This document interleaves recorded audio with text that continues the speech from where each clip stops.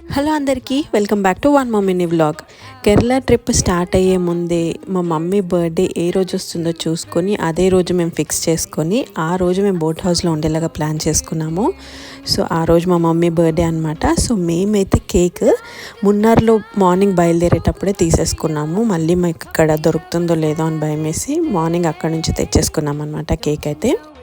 ఇలాంటి family trips వెళ్ళినప్పుడు ఎవరిదైనా కానీ బర్త్డే, యానివర్సరీస్, స్పెషల్ ఈవెంట్స్ ఏమైనా ఉన్నా కానీ అదొక స్పెషల్ ఈవెంట్ లాగా అయిపోతుంది మొత్తం ట్రిప్కి.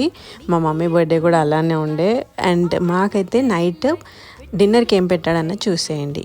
బెండకాయ కర్రీ, పన్నీర్, పప్పు, వేడి వేడిగా చపాతీ అండ్ వేడి వేడిగా చికెన్ అండ్ వైట్ రైస్ ఇచ్చాడు. అన్నీ కూడా టేస్ట్ బాగుండే.